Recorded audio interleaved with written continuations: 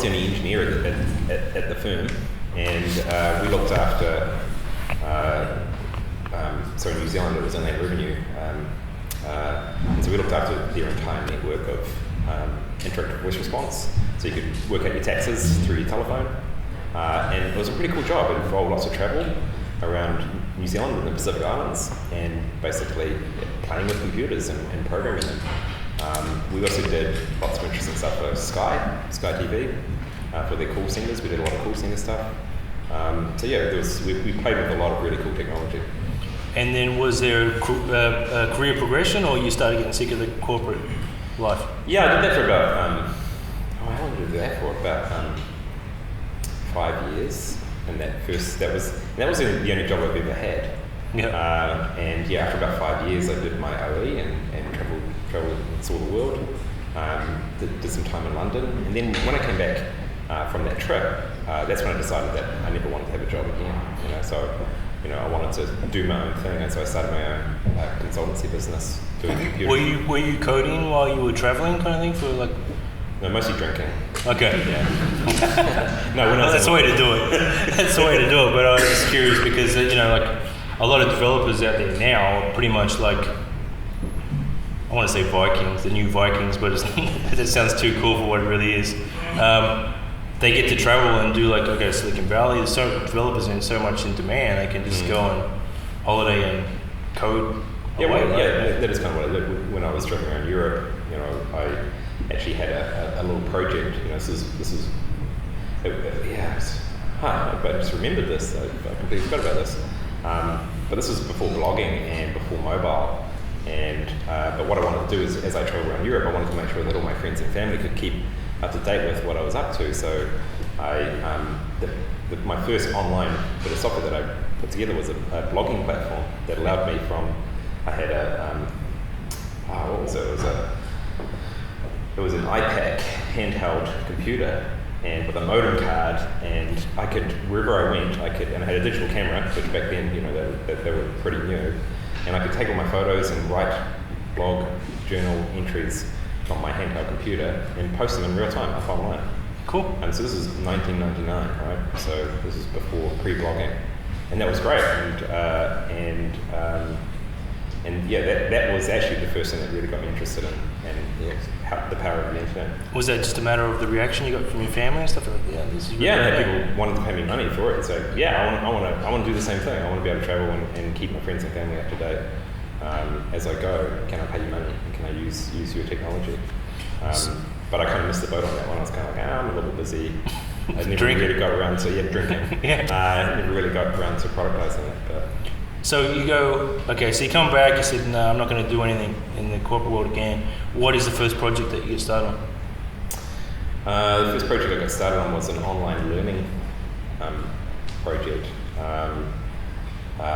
It was pretty dry, but again, it was using the internet as a delivery mechanism for delivering rich learning content. So, a lot of Flash-based stuff.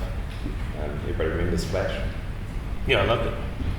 Yeah, so developing engaging educational content and delivering it online, and we did lots of stuff with rural communities. Where getting access to teaching resources was pretty hard to get the skills there. And so we did this nationwide program of online learning. And you charge them for the software, or was a disc at this point?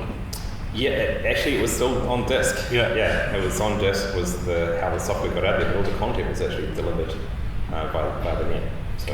And when did you So this was profitable? Your first business there was profitable? This wasn't my business. This was the business that I was helping out. So, I was consulting to that business, helping them with their strategy and helping them with the design of the product.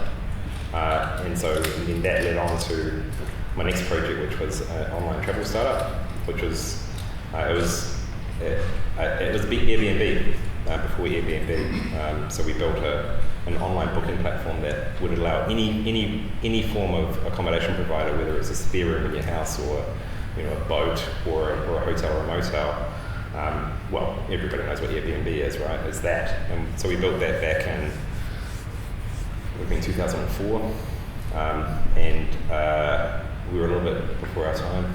I actually talked to this guy from Melbourne, Chris Sharkey. You know the guy? So he did stays.com. Yeah, and so I was just interested to hear from him after Airbnb had so much success. I guess you must have the shits about this too. Yeah. That he was like, he sold it to News Corp or something like that, and then they just didn't think global, didn't think anything like that. He had a nice exit. He was pissed off that it could have been Airbnb, right? Yeah, similar story for us. We were acquired by Trademan in New Zealand without realising the full potential of what it was that we had built. But that's one of the key lessons is about timing. You can have the greatest idea in the world, but if you got your timing wrong, it doesn't matter. It doesn't matter. Yeah. Do you think it's this was the last startup ecosystem report where it said that Australians in any case do not think big enough. Do you think it's a bit of that too, that we kind of like are concerned with trying to get a piece of the Australian market and the Australian market only, and not thinking global? Yeah, I think that's changing though. I think that definitely used to be the case. Start and by all means start in your own backyard, right? Because you want to be close to your customers, especially those first customers. You want to be able to get in your car and go and see them and sit down, watch them, use your product and get feedback from them. It's easier if they're down the road than if they're on the other side of the world. But the whole point of, especially if you're a technology startup and you're online, the whole point is that you've got instant global reach. So you should be trying to get your product or your service into the hands of customers everywhere. That's the power of the internet. Well, talking about what you just said there about the importance of, going out, talking to your customers, all this kind of stuff. How important is that for you when you're thinking about Vend, when you're thinking about these other products, and do you use lean startup methodology, for example, or how much important of a role does the customer play in your product? Hugely, yeah. Hugely in the early days and even today. So back in the early days, it was literally that, sitting down with your customers and seeing how they use the product and listening to them. And so for us, the first version of Vend that got shipped was it was probably a few rungs below minimum viable product. But it was good enough. It was good enough, and it was good enough for our customers to start playing with it, finding out what they liked and what they didn't like. And then it's just, you never finish building your product. So, if you feel embarrassed by your product and are afraid to give it to customers, then you should probably give it to your customers. If you try and wait until it's perfect, then you'll be waiting forever. Perfection never ever comes. And that's part of our ethos, is that constant improvement and listening to the feedback. It's okay for customers to tell you that your stuff sucks, right?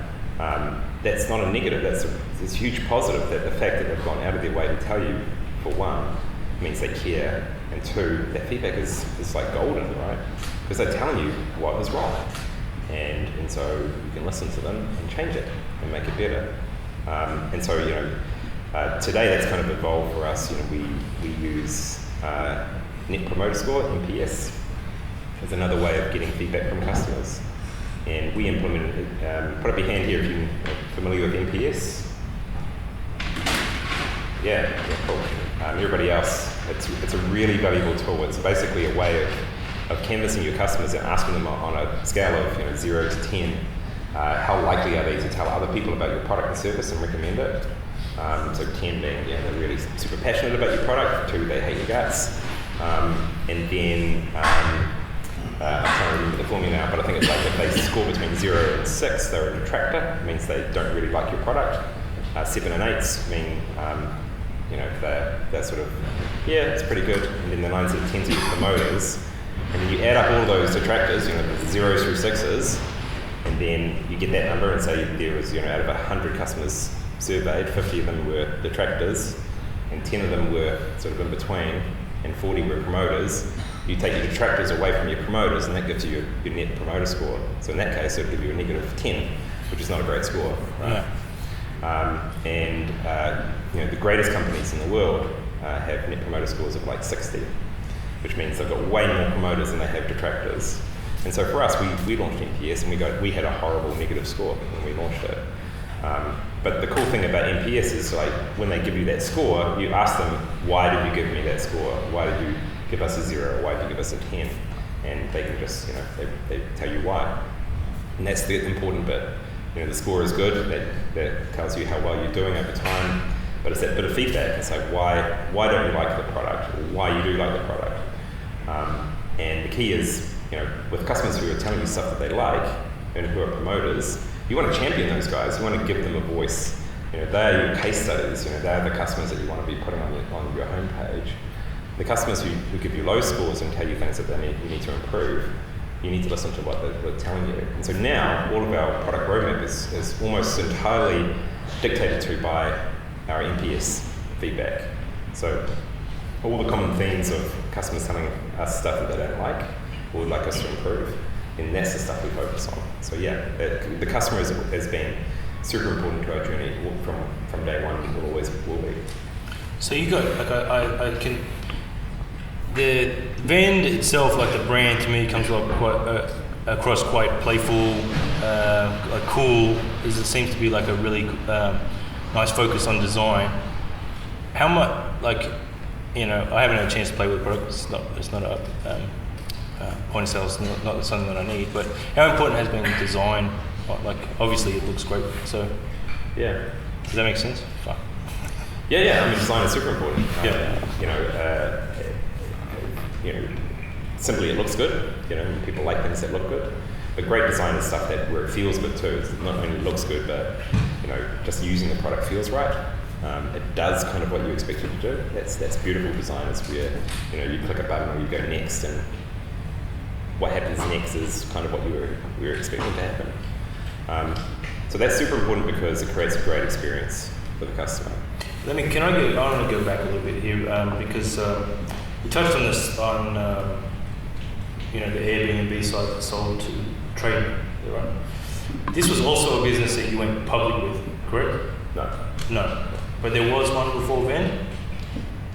You mean public on... as in listing? Yeah. No. Why is it ASX here tonight? Where are these guys? Maybe they're trying to get you to IPO. Everybody's trying to get me to IPO. Okay. So, alright, but this acquisition, was that that was enough to keep you going and get Vend started, I guess? Actually, it wasn't a great exit. It was... we made lots of mistakes in that business and basically burned all our cash, and it was right at the start of the global financial crisis, and so we were in growth mode. That whole online booking space was starting to take off, but then the GFC hit and we just couldn't get any more funding, and so in the end we actually had to fire sale it because we were burning too much cash, and we couldn't raise any funds. So we had Trade Me as one of our biggest customers. We were powering all their online travel booking services, and so they acquired us. It sounds like it was a great outcome, but actually it was pretty lousy. The founders didn't actually see much or anything at all out of it. But we learnt a truckload out of it. It was one of the worst experiences of my life. Give me some stuff that you learned. One, if you're talking to investors, you don't have the money until you've got the money in the bank. So don't start spending the money until you've got a signed term sheet, and B, the cash is in the bank. Don't try and grow too fast. Actually, it's like hundreds and hundreds of lessons that we learned all the way along, like being transparent and open with your team. Because being in a startup is tough. If you try and keep secrets from everyone, then it just creates this atmosphere of distrust. And you want to have that trust because you will have the good times and you have the bad times. And so you want people to, when you're in a bad time and everybody goes through them, you want to have that culture of trust with your team. So when you're standing up in front of them telling them, we're doing some hard stuff and it's going to be hard for a bit, that they trust you, that you're being open and honest with them about everything. It's those sorts of things that are super valuable.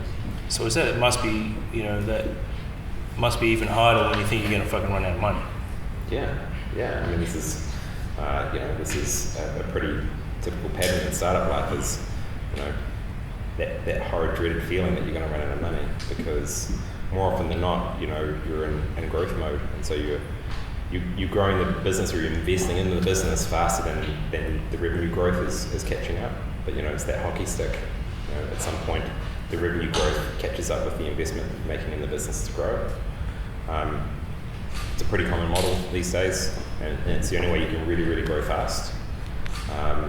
But you need to have that appetite of being able to grow quickly and having that fortitude and stamina that you're going to have those moments where it's going to be scary because you're going to feel like you're going to run out of cash. So given that those learnings and then fast forward a little bit and the incredible growth of Vend, how do you go about not having those problems again? Is that just raising a lot of money, or is it how did you make sure that you weren't in that situation again? So it's about always having multiple game plans, right? So you can have your high growth strategy, which is like, we're just gonna go at it hard, and we're gonna grow, and we're gonna raise more money as we go to fund the growth. But you should always have a plan B, because at some point you may not be able to raise that money. For the example of the previous business, the GFC hit, and so every investor on the planet just started stuffing their cash under the mattress. They didn't want to invest in risky technology startups, let alone invest in anything. And so you always need to have a plan B and a plan C. Your plan B is maybe slowing down growth and being able to get through to a cash flow positive position. Plan C might be a liquidation event, selling the business. But you need to have all those plans. You need to keep constantly monitoring them and making sure that they're all achievable at every point. So you mentioned that you were inspired by Xero a lot, they're one of your partners too, about kind of disrupting industries or software that hadn't been updated for some time. So this was the reason that Vend started. Yeah. Yep. Mm-hmm. So then you come up with this idea, you tell us that you launched this product, you're not quite happy with it, but you're getting this good feedback, and when do you get to a point where you go, we're really onto something? It's when customers start knocking on your door saying, I've heard about your product and I want to start using it. When your customers are coming to you, begging you for your product, then you've got a good product market fit, you're onto something. And then just got to make sure that the total addressable market is big enough for you, and those 10 customers that knock on your door saying that they love your product and want to use it aren't the only 10 customers in the world that are going to love your product and want to use it. Once you've kind of got those two things, you know that there's a huge fucking market, and you've got a good product fit. That's when you push hard. Yeah. How much did you find with your success came from almost piggybacking on Xero's success too? I imagine there must have been a lot of business that was generated from the growth of Xero at the same time and being like one of their, I guess, premium or platinum partners. You know what I mean? Yeah. So on one hand, they were pioneering the whole cloud computing space, showing how you could move small business accounting into the cloud, and that you should trust it. So they were blazing this trail, a few years ahead of us. So we got to leverage off that because we could come in behind them and say, here's something else that is cloud-based. If you're a retailer, you could trust the cloud to run your retail enterprise as well. The inspiration, just seeing how Rod and the team built something from nothing and grew really quickly, from New Zealand, from the South Pacific, and took it global on day one. So that was pretty inspirational. But then, and also as a partner of Xero, we integrated our products on day one. We made sure that the two products had pretty tight integrations. And so then we could leverage off. Xero obviously had a much bigger sales and marketing engine. So they were doing events and things all around the world. Whereas at the time, we were 10 people in a small office. And then by partnering with them, we could leverage off of their marketing might and get far more exposure. And so basically, as an add-on to the Xero ecosystem, we got instant exposure to tens of hundreds of thousands of customers. Yeah, well, I think it's like I use Xero. And I think it's more and more where I get to a point when I'm using finding software, but then I look immediately at the integrations and see what's going to team up and play nice. So you're onto something. You said the customers start coming through the door, but and you said like you had learned these lessons about the potential trappings of growing so fast. But 0 to 100 million is a massive growth curve. What are some of the learnings that you've had in those 4 years? To trust people. Yeah. I mentioned the trust before. Trust people, and then they will trust you. Be okay with not knowing everything. Kind of part of the trust thing as well, because once you realize that, pretty quickly early on in the journey, you're going to realize that you're starting to max out all the stuff that you know. And as your business grows, you find that there's layers on top of what you know that you don't know, and you're going to have to figure it out pretty quick. So you have to be super adaptable and a fast learner. But if your thing's got legs, potentially you're going to have to learn too fast, and that's where you need to trust people and just bring people on board, let go, bring people on board and hand over more and more stuff to people who are smarter than you and be okay with that. And that's really hard in the early days, like when it's like it's a few of you, like maybe there's 2 of you or 3 of you, and then bringing on some more people to start, shedding hats and giving responsibilities to people. If you fuck that up, that can be devastating for your business if you bring the wrong people on board at that early stage, right? And so making sure you pick the right people, right? Like be absolutely 100% sure that person that you're bringing on board to be part of your rocket ship is going to add so much value. Because you get that wrong and it can be devastating. So how do you've got a lot of young businesses here. And a lot of these guys are bootstrapping or whatever. How do you find that you get those great employees when you got little or no money in the bank, or you're strapped for cash? How did you do it? So our approach was just create that fun, quirky personality around the company. Be seen to be having fun. We were having fun. It was hard fucking work, but we were having fun doing it, and just creating that personality around the business. So then other people in the ecosystem, in the startup ecosystem around us, starting to notice we weren't just another startup, but doing something semi-interesting. I mean, let's face it, point of sale is not exactly that interesting, right? But we were having fun, and so then that started attracting people. When we found interesting people who resonated with what we were doing and the fun we were having, came to us and said, "Hey, I love what you're doing. I'm a marketer, or I'm in sales, or whatever. I'm an engineer. Is there a role here for me?" And the people who come to you hunting you out, assuming that they're technically okay at what they do, they've got that instant match from a cultural point of view. They get it. They get you. They want to be part of you, and that's hugely powerful versus somebody who you hire who's only really just turning up because you're paying them money. They're not the people you want. You don't want those people. You want the people who want to be there even if you couldn't pay them. I mean, of course you're going to pay them, but they're really passionate about what they do. And so that culture has served us well. We've made a huge investment in culture all the way through. It's not always about goofing off and having fun. In fact, the reality is, it's mostly hard work. Well, I want to talk about culture. I always try and touch on that because everyone that I talk to about culture says that they invest a lot of time in, keeping it the way they want it. But you touched on the fact that there was so much that you didn't know or had to learn, and I imagine that's amplified when you're kind of pioneering a new industry.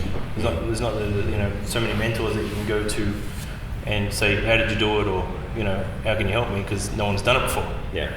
But was there guys? I'm always interested to hear, and I mention this every other time. But Startup Grind did a interview.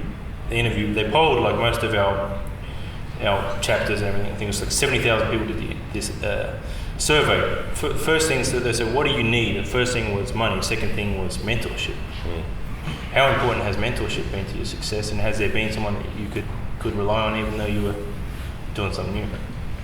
Yeah, I think the point you made was spot on, in that if you're blazing a trail and you're pioneering something new, it's hard to find a mentor who's done it before because then you're not really blazing a trail. And so you take your mentorship from numerous sources, but the hard reality is you're going to have to figure it out yourself, right? there probably isn't a playbook, there probably isn't somebody who's done it before that you can just say what to do and then copy them. And even if you did find a great mentor, they probably did a journey, or maybe they've done 2 journeys, and they'll be completely different, or maybe not completely different, but mostly different to your journey. And so the key is just to talk to a lot of people who've done similar things, and then pick out the bits of their story that resonate with you and go, aha, yeah, that actually makes sense for us, and be able to piece those together.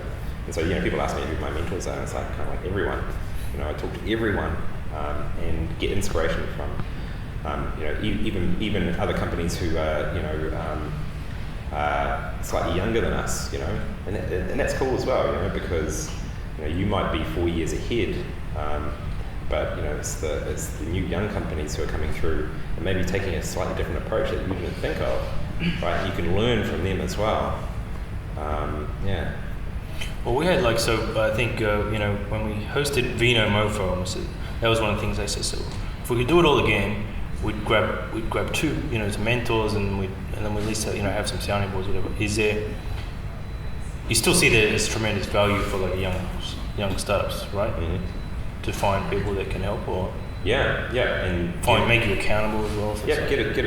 Get solid governance in place on day one. So when I launched Vend, our board of directors, there were more people on the board than there were employees in the company. But that served us really well, having that good governance in place. Directors who can hold your feet to the fire and challenge you. Not just to be dicks, but to challenge your thinking and to provide that support for you. Because it's hard. You might be bashing your head against a wall on a particular problem, and just having that board there that you can just pick up the phone and say, hey, I'm paying you. Yeah. What do you think about this? Well, actually, we didn't pay our board. Anyway, so good governance, and then this sort of stuff. Lots of events where there are other people on the same journey, having the same sort of experiences, and set yourself up a little support network, kind of like an Entrepreneurs Anonymous, where you can, trusted people that you can catch up with and just share those stories. And some of them can be quite personal and scary, right? Like, shit, I think we've got to run out of money, or, I just employed this dick, how do we get rid of him? But, you might think that you're alone in the problems that you're facing, but if you actually talk to other people around you, you'll find that everybody else is doing similar things and having similar problems. Has Rod from Xero been a mentor to you? I've taken inspiration from Rod, and we obviously know each other, and we catch up at events and things. But I think he's more of an inspirational role model than anything else. Sure. So you're on your 5th year of business, something like that now? Yes, we're in our 5th year. Yeah. So tell me a bit about the scale of the business. I saw now that you're in so many countries and you got offices and that. Can you talk about the growth from? We talked about culture, people, and then just branching out and managing multiple offices and stuff from now in Melbourne, right? Yeah. Actually, we've been in Melbourne for quite some time. So Melbourne was our first. It was our second office that we opened, and we did that like in year 1. We knew that we wanted to be a global company, and so it was really important for us to figure out how to do that offshore office thing, and how do you suddenly have people in 2 places, and how do you make that work? How do you keep everybody, the comms going, and keep everybody on the same page? So, but we decided that we wanted to solve that problem really early on, because this is the sad reality is, if you're an internet company like ours, even though you can have instant reach to every corner of the world, you still need to put people in market and get people as close to your customers as possible. Just for like time zone for one, so if they want to ring you, that there is somebody on the other end of the phone that they can talk to. And so Melbourne was our I think we were 10 people when we decided that we would open the Melbourne office, and then we put 2 people on the ground here, and actually we borrowed some office space from Xero, who were already here, and then The next office was San Francisco, and we put a couple people on the ground there. And then we did Toronto, and the same, we put a couple people on the ground there. And what we did with every office that we opened, we didn't just hire people to come and make up numbers and get the offices up and running. We took people from our existing team and seeded those offices with people who had been around for a long time, who knew the culture, knew what it was we were doing, and then we relocated them into the new offices, and they started hiring around them. And so our most recent office that we just opened was London and Berlin. And these traditionally usually marketing guys, or who's the first guys on the ground? Sales and support, right? They're the first people that we put on the ground. We've got two types of offices that we open. Like Berlin is our sales and support center for Europe, and then London is our BD office. So we put marketing and BD into London, where it's really, really expensive to hire people. Same with San Francisco, marketing and BD. But you have to be in San Francisco if you want to be partnering with technology companies, then you need to have a presence in San Francisco. But you don't put your salespeople there, you don't put your support people there, because it's just crazy expensive. So our strategy, and it's worked really well, is to where it's really super expensive but you need to be, like San Francisco and London, you put those BD and marketing roles, and then you put the headcount, all of your sales and support people somewhere else equally as cool, but not nearly as expensive. So Toronto is an amazing city with amazing talent, and it's on the same time zone as New York. And then Berlin, again, it's just this melting pot of culture and amazing talent. And Berlin has become the tech hub of Europe. So there's amazing talent there, and super cheap to put people on the ground there.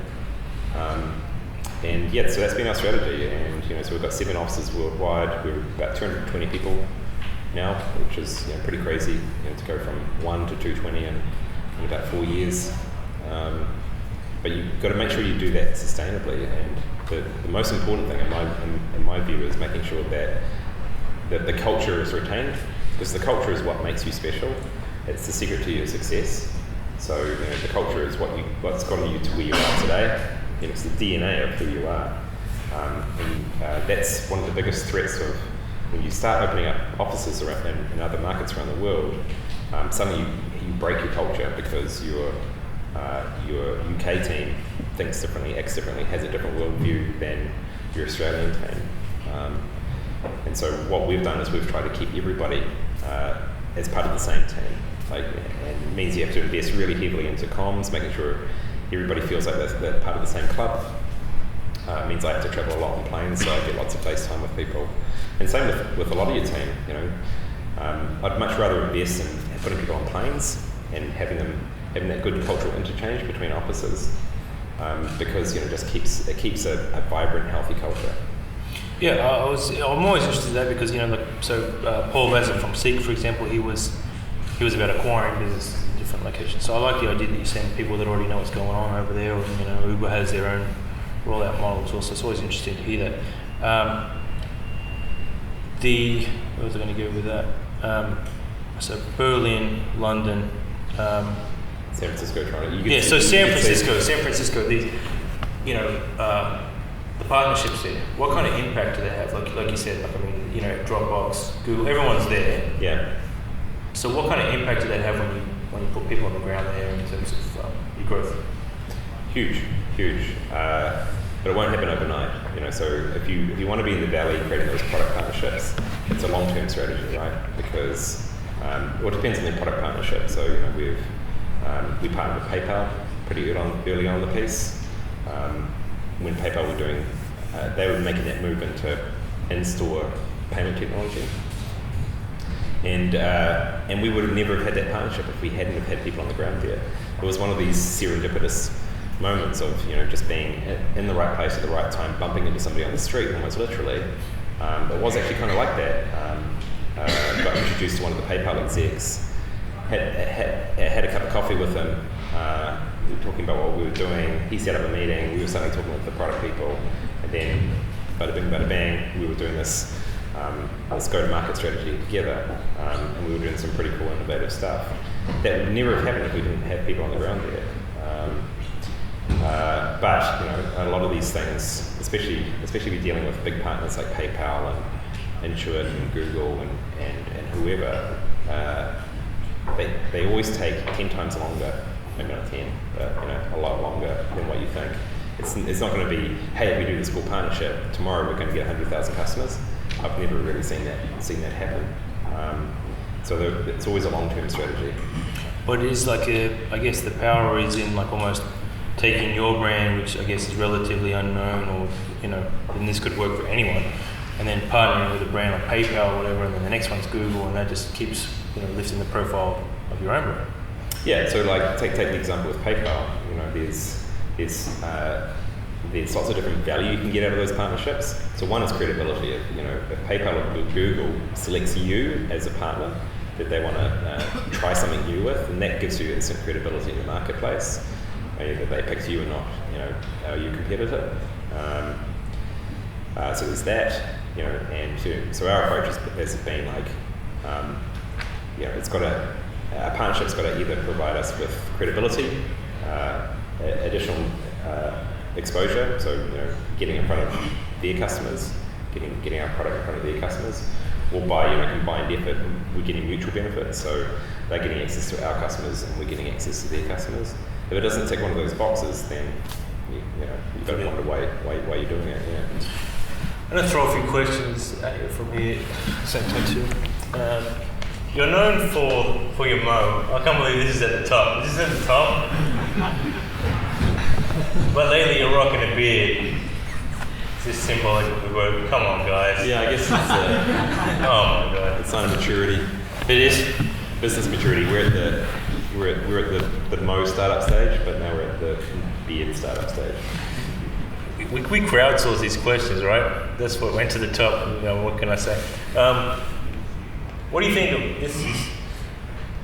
What do you think of Ashton Club and other mobile payment solutions? Yeah, mobile payments is the future. That sounds kind of a bit cheesy, but mobile is eating the world. And there's been lots of experiments around mobile payments, and from a consumer point of view, there's heaps of value. You can see why it's super engaging, to be able to essentially get stuff for free. On one hand, with a lot of the loyalty-based payment stuff, but also the convenience factor. I mean, the killer app was Uber, right? That style of mobile payment, and you would never think of Uber as being a mobile payment technology, but that's what you're doing. You're paying for your taxi with your phone, but without having to do anything. You call a cab, you get in, you get out, and then you pay for it. That's mobile payment, right? And it's that sort of stuff. It's actually the mobile payment technologies that are going to they're going to win are the ones that are just seamless. You don't even know you're paying. Uber almost feels like it's free. It's kind of it's got this cab ride and then you pay. Yeah, but you did. Yeah. So on that, though, I mean, in your product obviously has cut out a lot of problems for. So I wanted to talk about your product for a second. We should be talking about it. It's a Vend event. It's cut out, like T said, tens of thousands of dollars for people. It used to be a real pain in the ass to get set up and get a FPOS kit, whatever it is, to when you go to store. So can you talk about some of the success that your customers have had using your product? Yeah, so it's about efficiencies, right? Either speeding up the business, being able to allow them to do more. So it's quite something on the front counter, being able to process transactions really quickly and seamlessly, and error-free. That's kind of the function of a point of sale. But actually, most of the value that our customers get out of it is time saving, especially if you're a small business owner. If you have to spend a couple of hours at the end of each day trying to figure out your daily sales and doing your cash up and all that sort of thing, and doing your accounts and all that sort of thing. And then you implement a solution like Vend, and then suddenly that all disappears. You don't have to do it anymore. That's just saved that business owner, an hour to 2 hours every single day. Yeah. And it's that stuff that's the most valuable, because then they can reinvest that time. Well, they can choose. They can either reinvest that time into their friends and their family, or they can reinvest that time into the business, doing other things that actually contributes to growing the business. And that also seems with if people making purchases online, is that right? Yeah. So it's all about efficiency. It's about helping small businesses do things faster and in a more efficient manner.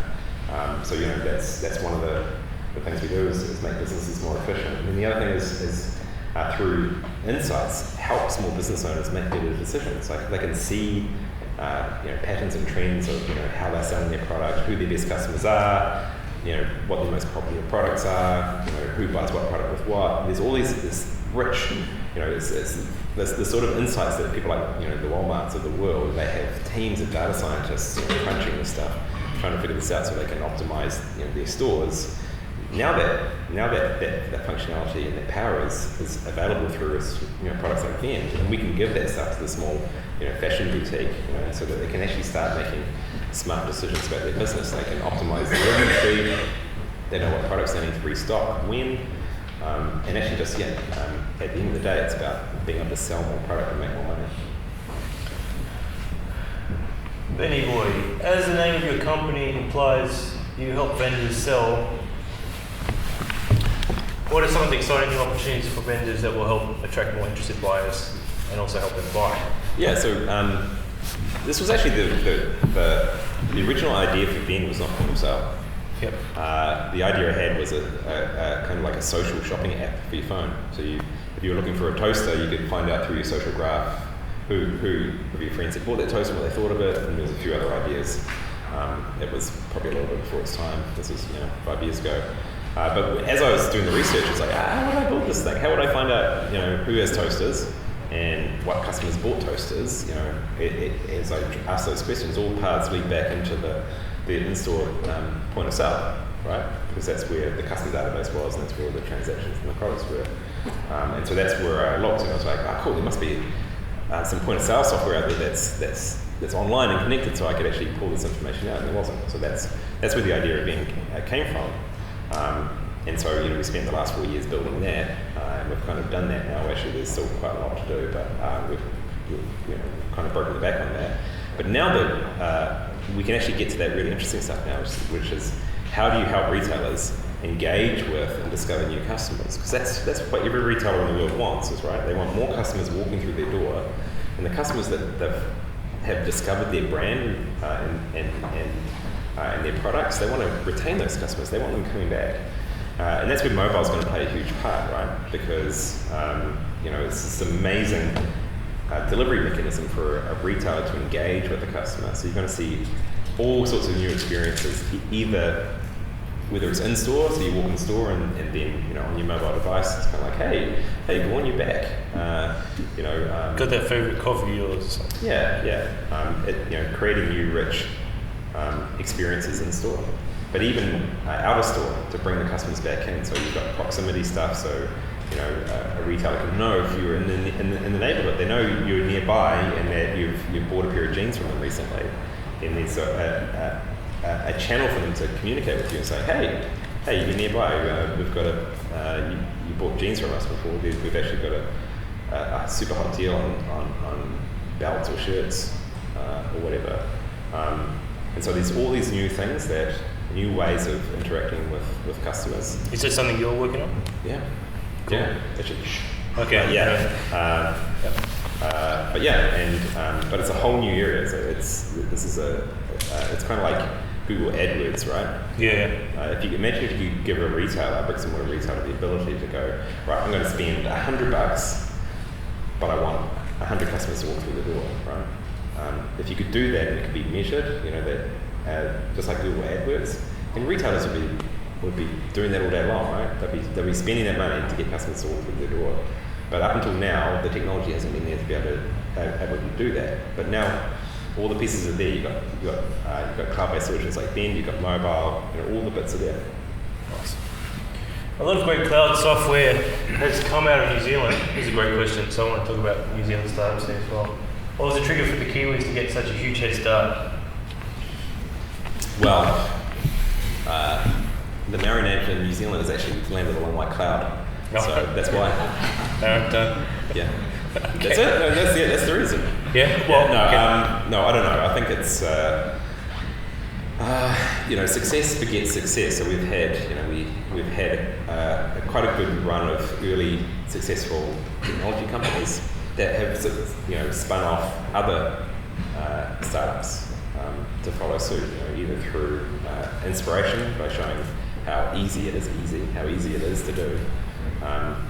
But I think there's something that resonates with not just New Zealand but Australian entrepreneurs as well. It's like for a very long time we've been kind of down the bottom of the world, and all the really cool stuff has been happening elsewhere in Europe and in the US. But then suddenly the internet has broken down all those barriers. It means you can be an entrepreneur anywhere. You don't have to be in Silicon Valley anymore. You don't have to be in London. You can be in your garage in Melbourne or in Auckland. And you've got this amazing delivery mechanism, which is the internet, which gives you your reach to your customers. And I think that's kind of resonates with entrepreneurs down this part of the world. It's kind of like, yes, finally, we can prove to the rest of the world that we can do high quality shit better than anywhere else. Is there anything that you see in New Zealand that Australians could be doing better? Or I know that it seems like people love the New Zealand government, for example. Yeah, New Zealand is. I wouldn't say everybody loves the New Zealand government, but it's a place where it's super easy to do business. But actually, I don't think that is the secret. I think it's. I think the difference between New Zealand and Australia is like the New Zealand market is really small, right? And so if you want to build a substantial business, you can't just focus on your own backyard. So New Zealand businesses are forced, just by nature of geography and size of the market, that they have to go offshore, like on day one, because you could build an okay business in New Zealand, but it would never be a world leading solution. So you have to go offshore. And the next port of call is obviously Australia. So a lot of New Zealand businesses focus on Australia as their customer base, and because they've done that, then they can go to the US and they can go to the UK, they can go to any country. Whereas I guess because Australia is such a substantially sized market, that it is quite easy for entrepreneurs just to focus on your own backyard here and not think to go global. How do you foster your third-party ecosystem? How do you foster it? Well, just by having an open platform, having APIs and things that make it super easy for add-on partners to be able to build interesting stuff, and then encouraging them to do it. And then when you find that add-on partners have done that, champion them and help them get exposure to your customers so that they you can share the mutual benefit of customers. Yeah. I want to talk about something that not one of these questions that we haven't touched on yet, because I know that you've got a charity that you started. Mm-hmm. Yeah. So I love hearing the stories where the entrepreneurs are giving back. We've got Dusair coming in April, so just plug my own event real quick. But he puts a lot of money back into initiatives to help disadvantaged youth in Africa. So tell me about what you're doing and why it's important to you, and how we can help. Yeah, so about a year ago I started a social enterprise. It's called OMG Tech, and we focus on quite simply getting young kids, so aged between 6 and 12 or thereabouts, interested in technology. And it's not hard getting kids interested in technology, right? And when I say technology, it's not just coding. It's like all the crazy new shit that is going to be the future, like robotics and 3D printing and nanotechnology and wearable technology, whatever the next cool thing is. But being able to get that in a format that is super accessible to young kids, and young kids from a diverse range of backgrounds. So rich kids, poor kids, boys, girls. And the motivation really is because if we're serious about investing in our future, the future economies, so the tech economies of Australia and New Zealand, then we need to make sure that we've got the talent pool, that they're going to be there in 10 years' time, who are going to be able to build the cool stuff. Because we've kind of seen this with the engineering shortage, right? And every market has this, which is like, the internet is taking off, and we need software engineers, but there just doesn't seem to be enough of them. It's because we left it too late, right? We're now starting to go, let's go and teach kids at school how to code. It's kind of like, that's cool. But we kind of need them today. And so that's what we're focused on at OMG Tech, is getting that future technology in the hands of any kid, brown, white, poor, rich, boys and girls. And so we run workshops all around the country, and it's really simple. It's like get really cool shit for the kids to come in and play with and break. and then fix and build stuff with, and then just get out of their way, right? And just let them imagine. It's kind of like Lego, right? Just let them build amazing stuff and invent stuff, and then create pathways for them. So once they're inspired and they're really into 3D design and 3D printing and things, create these pathways for them to actually turn that into a career. So that's the long-term vision. Awesome. I want everyone back on their feet again and thank Big Wolf.